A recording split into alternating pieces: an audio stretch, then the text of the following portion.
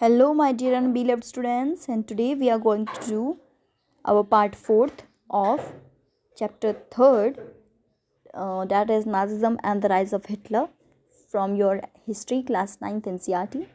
So we were doing the question answers, okay?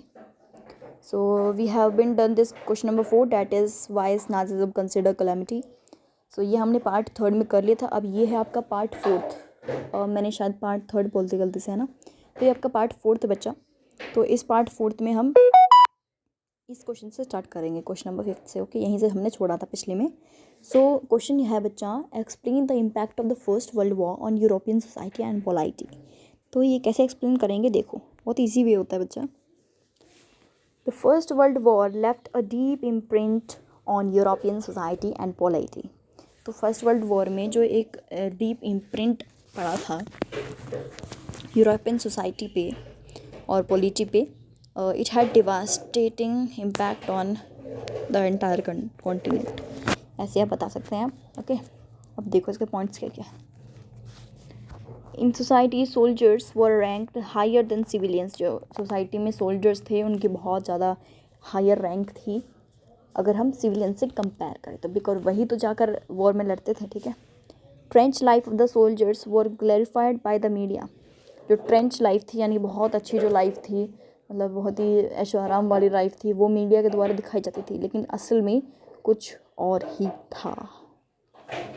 The media glorified trench life. Media ने बस वही दिखाया जो उन्हें कहा जाता था दिखाने को, यानी कि जो जिस तरह से वो खुश रह रहे हैं वो दिखाया जाता था, लेकिन असल में हालत तो बहुत ही खराब थी.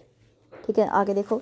Politicians and publicists laid great stress on the need for men to be aggressive and masculine. Politicians और पब्लिसिस्ट ने भी क्या किया, एक ग्रेट स्ट्रेस डाला लोगों पर कि मैन को बहुत ही एग्रेसिव और मस्कुलिन रहना है, ताकतवर रहना है और बहुत ही गुस्सैल रहना है. ठीक है.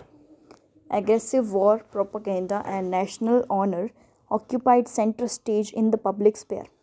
एग्रेसिव वॉर जो था और प्रोपेगेंडा तो चल रहा था, नेशनल ऑनर ऑक्यूपाइड जो किया गया था, जो चल रहा था, एग्रेसिव वॉर प्रोपेगेंडा जो चल रहा था और नेशनल ऑनर जो ऑक्यूपाई किया गया था सेंट्रल स्टेज के द्वारा पब्लिक स्फीयर में. ठीक है.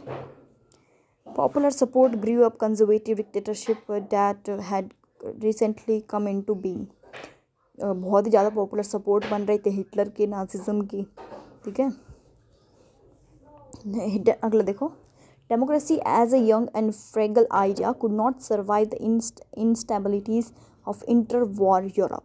डेमोक्रेसी ज़्यादा देर तक टिक नहीं पाई यूरोप में, जहाँ पर लड़ाई ही होती रहती थी. ठीक है.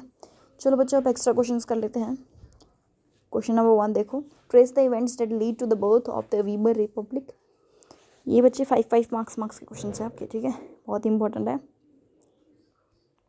हमें इवेंट्स बताने जो वीमर रिपब्लिक को, और जो वीमर रिपब्लिक बना था वो कैसे बना था, उसके इवेंट्स हमें बताने हैं. In the 20th century Germany was a powerful empire. 20th century में जर्मनी एक बहुत ही पावरफुल एम्पायर था. ठीक है. 20th century में during the first world war Germany took up the cause of Austria against the allies. अब क्या हुआ, फर्स्ट वर्ल्ड वॉर में जर्मनी ने एक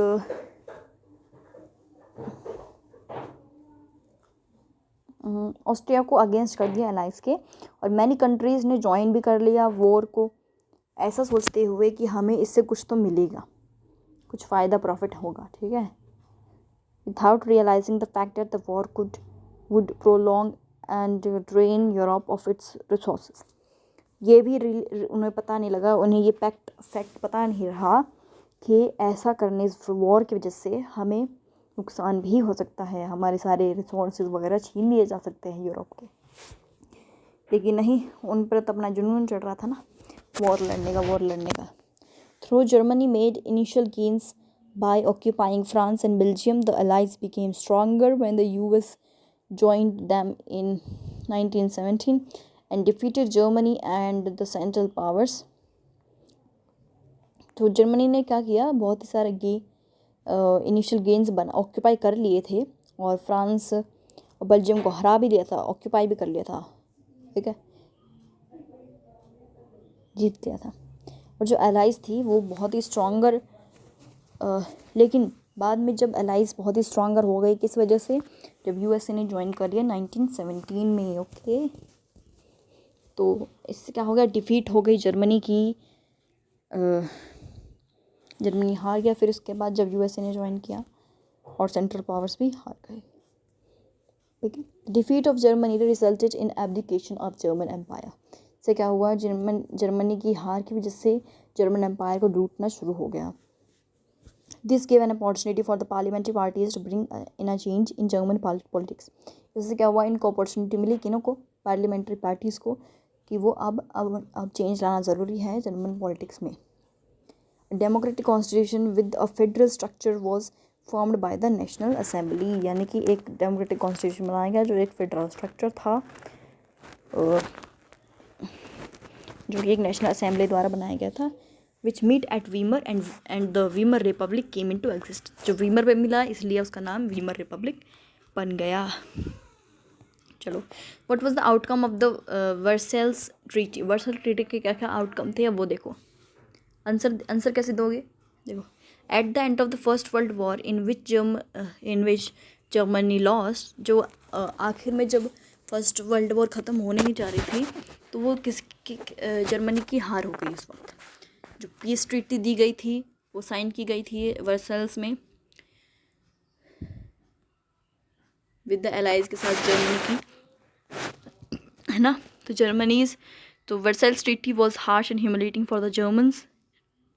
ठीक है, ऐसे बताते हुए हमें लिखना है, Germany lots it's overseas colonies को लूट लिया गया, 1/10 पॉपुलेशन ले ली गई, और 13% ऑफ इट्स टेरिटरीज ले ली गई, 75% इसके आयरन ले लिया, 26% ऑफ इट्स कोल ले लिया, और किसको दे दिया गया, France, Poland, Denmark, Lithuania and other countries.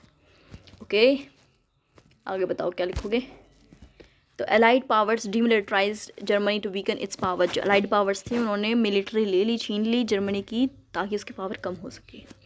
The war guild clause held Germany responsible for the war and damages the allied countries suffered. तो क्या हुआ, द वॉर गिल्ड जो क्लॉज था उसके हिसाब से जर्मनी में रिस्पॉन्सिबल वॉर और डैमेजेस जो अलाइड कंट्रीज ने किए थे उससे वो सफ़र कर रहा था। ठीक है, जर्मनी वॉज फोर्स टू पे अ कंपनसेशन ऑफ, जो अब क्या हुआ, उसके कंपनसेशन भी देना पड़ा, कितने का, 6 बिलियन यूरोस का। ठीक है, इसे यूरोस कहते हैं बच्चे, यूरोस। ठीक है,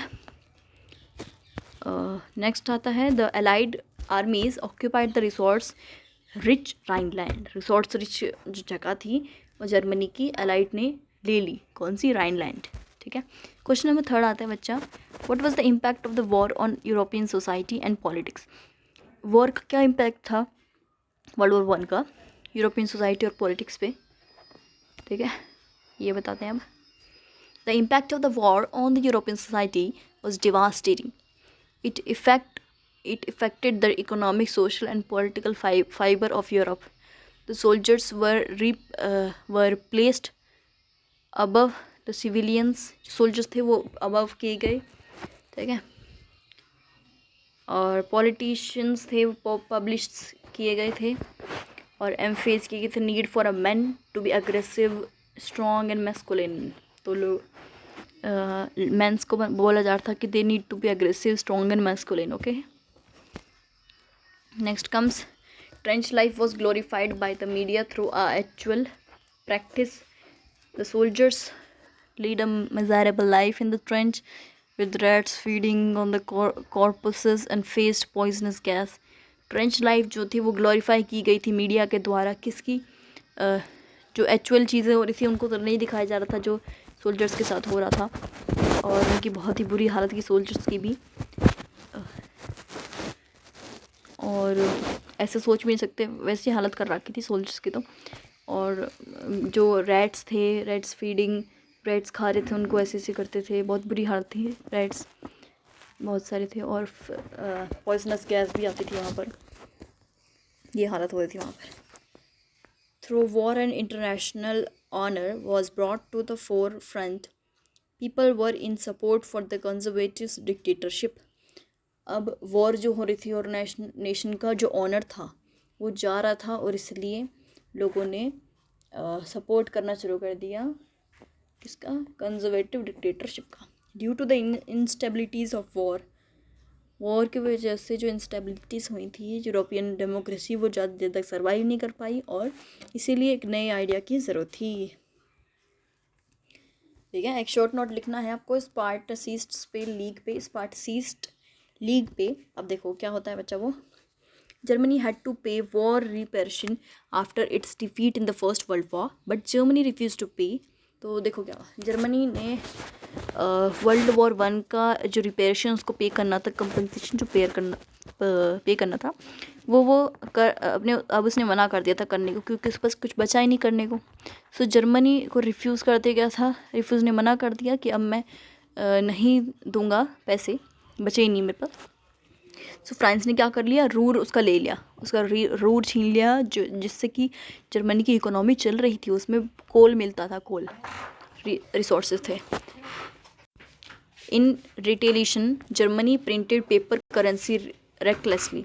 अब क्या हुआ, जर्मनी के लोगों ने जर्मनी की गवर्नमेंट ने सोचा कि क्यों ना हम पैसे बनाना शुरू कर दें, पैसे प्रिंट करना शुरू कर देते। लेकिन ये आइडिया बहुत ही बेकार था बच्चा, क्योंकि देखो पेपर प्रिंट करना शुरू कर दिया उन्होंने कंटिन्यूसली, और इसका रिजल्ट क्या आया, जो जर्मन मार्क की जो वैल्यू थी वो बुरी तरह टूट गई, गिर गई, और जो प्राइस थे गुड्स के वो बहुत एकदम टॉप पे जा रहे थे। इन दिसंबर 1923 में $1, अब देखो $1 जो थे वो किसके इक्वल थे, 98,860,000, है ना, इतने ज़्यादा मार्क्स के हिसाब से थे, यानी कि $1 थे 98,860,000 मार्क्स के बराबर। ओके, देखो people had to carry a cart load of currency to buy a loaf of bread. लोगों को क्या करना पड़ रहा था, एक पूरी की पूरी जो कार्ट होती है ना, जिसपे लोग सामान रख रख के ले जाते हैं अपना, उस पर उन्हें गड्डी भर भर के, पूरे भर भर के नोटों की गड्डी भर भर के उनको लेकर जाना पड़ रहा था एक ब्रेड पीस खरीदने के लिए।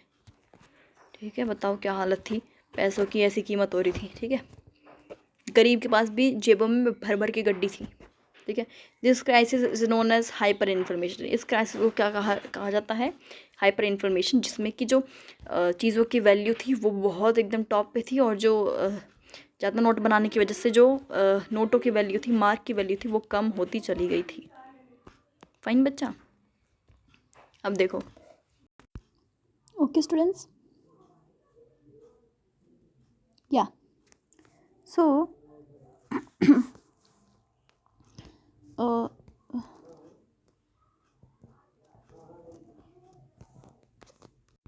so this was our question, students. Yeah, what brought about the great economic depression? So great economic depression से क्या इफेक्ट हुआ वो बताना है हमें बच्चा। Okay, let's start. There was some financial stability between 1924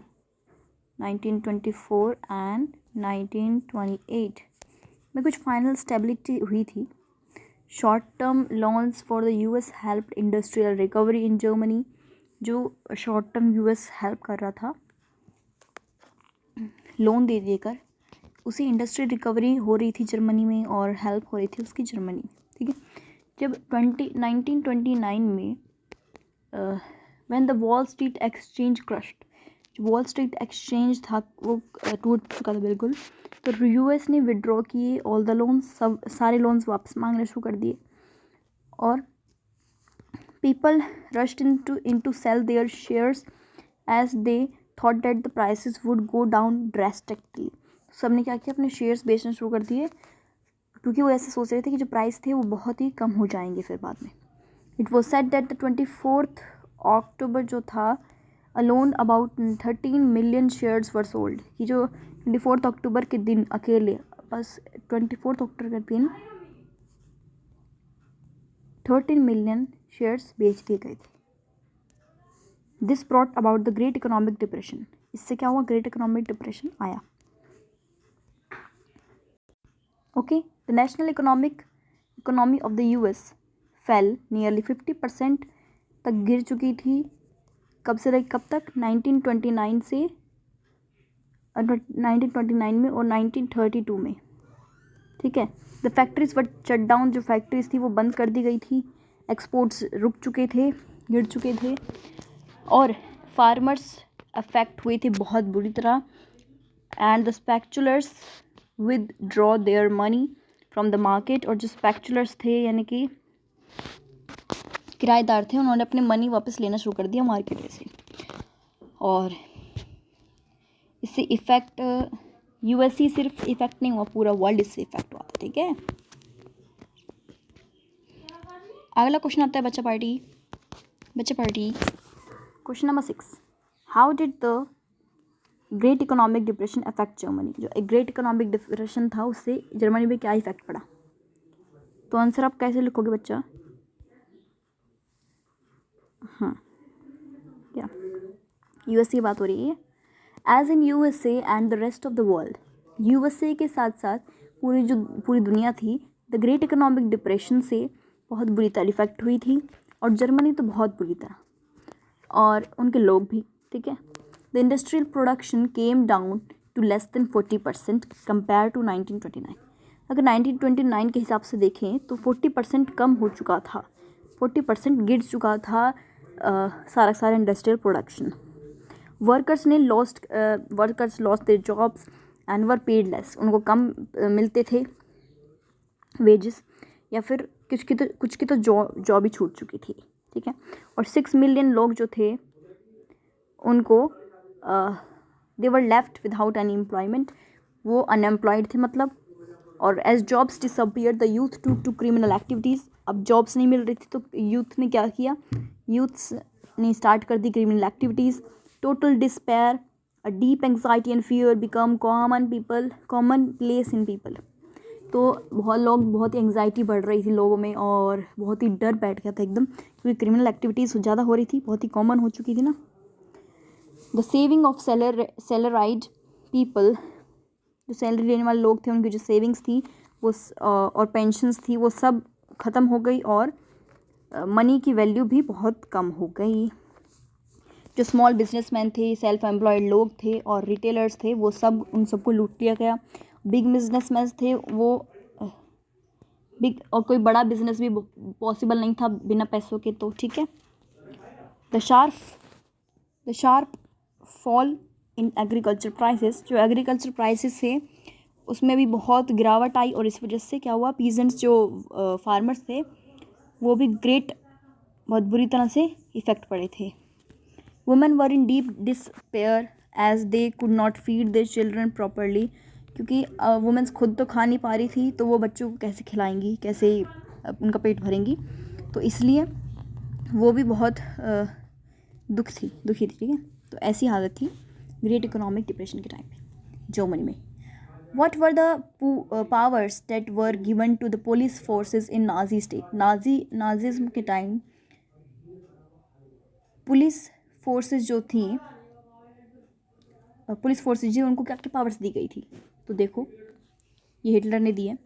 the newly organised police forces जो बनाई गई थी नई नाजी स्टेट में, were given so much powers. इतनी पावर्स दी गई थी कि किसी और आर्मी किसी और पुलिस फोर्स को नहीं दी गई थी. अब वो क्या क्या थी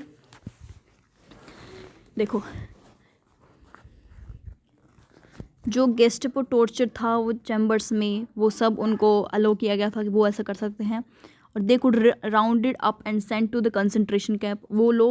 वो ज्यूज़ को, जिप्सीज़ को, जितने भी लोग थे उन सबको कंसंट्रेशन में खुद भेज सकते हैं, ऐसा उनका पावर दी गई थी. और बी डिपोर्टेड और arrested without any legal procedures. लोगों को अरेस्ट कर सकते थे, कहीं पर भी मार सकते थे बिना किसी लीगल प्रोसीजर के. The police force could function with such wide authority that the Nazi state was known as the most dreaded criminal state, और उस टाइम पे जो नाजी स्टेट थी बहुत क्रिमिनल स्टेट मानी जाती थी क्योंकि बहुत क्राइम्स हो रहे थे। ठीक है, अगला क्वेश्चन देखो बच्चा पार्टी। आई थिंक ज़्यादा टाइम नहीं हुआ अभी, है ना, 10 मिनट और कर लेते हैं।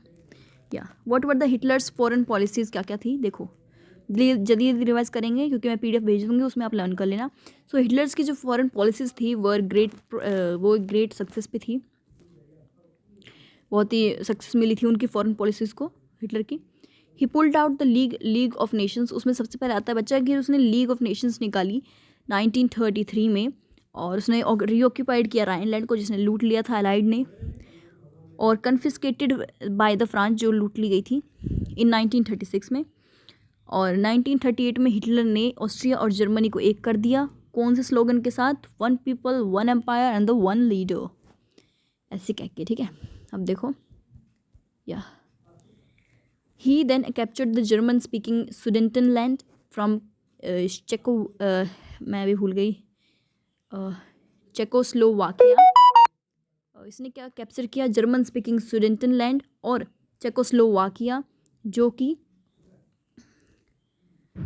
कि गोबल्ड ऑल द एंटायर कंट्री, जिससे कि इकोनॉमी चल रही थी। ओके, उसने भी लूटना शुरू कर दिया। In all his foreign activities की वजह से हिटलर ने अनस्पोकन सपोर्ट भी मिल रहा था इंग्लैंड का, क्योंकि इंग्लैंड को भी लगा था कि जो वर्साइल्स ट्रीटी थी वो बहुत ही हार्श थी इनके ऊपर, इसलिए जो करना है वो कर लेने दो। लेकिन उसके बाद इंग्लैंड को पता लगा कि ये तो गलत है, which had considered the Versailles verdict too harsh. ठीक है, मैंने बताया ना, दीज क्विक सक्सेसेस जो हिटलर को मिले थे had at home and abroad reserve the destiny of the country, ये किस्मत थी कंट्री की जो ऐसा हो रहा था। अगला क्वेश्चन देखो बच्चा, what was the historic blunder Hitler committed in 1941, क्या क्या हिस्टोरिक ब्लंडर थे जो 1941 में किए थे हिटलर ने, देखो क्या क्या थे। इन जून 1941 हिटलर ने अटैक किया था सोवियत यूनियन पे। ठीक है, the German western front was exposed to British aerial bombing and, जो जर्मन का वेस्टर्न फ्रंट था वो एक्सपोज कर दिया गया था ब्रिटिश एरियल बॉम्बिंग की वजह से, और जो ईस्टर्न फ्रंट था वो तोड़ दिया गया था पावरफुल सोवियत रेड आर्मी की वजह से, जो कि स्टालिनग्राड में थी। ठीक है, स्टालिनग्राड। ठीक है, Thus the Soviet established its leadership over entire Eastern Europe for the next 50 years. इससे क्या हुआ, जो सोवियत थी उसने एक एस्टेब्लिश की लीडरशिप अपनी पूरे एंटायर ईस्टर्न यूरोप पे, जो कि 50 साल्स तक चली। ठीक है, this was the historical blunder committed by Hitler. ठीक है, ये गलती थी उसकी, हिटलर की। देखो अब क्वेश्चन नंबर 10 आता है बच्चा, what was the reaction of the common people to Nazism, Nazism को लेकर उनका क्या रिएक्शन था कॉमन लोगों का वहाँ के जर्मनी का। The common people reacted positively to Nazism, क्योंकि उस टाइम पे बहुत हालत ख़राब थी, इसलिए जो भी उनकी हेल्प करने आए उसी को ही वो अपना मसीहा समझते हैं। They saw the world through Nazi eyes, वो दुनिया को देखते थे नाजी लोगों की आँखों से। ठीक है, and spoke their mind in the Nazi language, और अपने दिमाग में भी नाजी लैंग्वेज ही भर रखी थी, तो जो भी बोलते थे नाजी के सपोर्ट में बोलते थे। The common man felt anger and hatred when he saw the Jews, तो अब उसी तरह सोच रहे थे सब जैसे इनको समझाता था, जो हिटलर सोचता था वैसे ही सब लोग सोचते थे। वो ऐसे सोचते थे कि ज्यूज़ को, देखा कि जो ज्यूज़ थे उनको भी गुस्से से देखते थे जब भी वो देखते थे ज्यूज़ को। ठीक है, they marked the houses of Jews, उन्होंने क्या किया कि जो घर ज्यूज़ की घर थी उनको मार्क करने लगे कि ये ज्यूज़ का घर है, इसको पकड़ के ले जाएंगे कंसंट्रेशन कैंप में और मार दिया जाएगा। ठीक है, रिपोर्टेड अबाउट सस्पिशियस नाइबर्स, और कुछ लोगों में जो उन्हें लगा कि शायद मेरा पड़ोसी ये ज्यूज़ है, शायद ज्यू है कोई, ठीक है, मेरा पड़ोसी, तो ऐसे करके वो बता देते थे पुलिस को, जो पुलिस बनवाई थी या फिर नाजी सपोर्टर को, जिससे कि वो उसका नाइबर को पकड़ लिया जाता था। ठीक है, they believe date Nazism would bring prosperity and general wellbeing, तो इससे क्या होता था, नाजिज्म लगता था Nazism bring prosperity and general wellbeing, तो उन्हें वो बिलीव करते थे कि नाजिज्म जो था वो हमारे लिए बहुत ही हेल्पफुल है और जनरल वेलबिंग लेके आएगा। तो a large majority of Germans were passive onlookers and were scared to differ or protest. तो लोग क्या कर रहे थे, जो लार्ज मेजॉरिटी थी जर्मन्स की वो पैसिव थी। ओके स्टूडेंट्स, जो लार्ज मेजॉरिटी थी जर्मन्स की उन्होंने पैसिव ऑन लोकर्स किया, और जो उनके खिलाफ वो प्रोटेस्ट भी नहीं करते थे और कोई भेदभाव भी नहीं करते थे। अब देखो बच्चा, आई थिंक जितने क्वेश्चन है अभी इसमें, या only 15 questions are there students, so let us do in this part. Okay, या फिर दूसरे पार्ट करें हैं, दूसरे पार्ट में कर लेंगे, ठीक है। चलो तो ये वाला क्वेश्चन हम करते हैं, ये वाला क्वेश्चन कर लिया ना। So students, we will be doing this question number 11 from our next part. Okay, so this was your part 4th. Okay, bye bye everyone, please like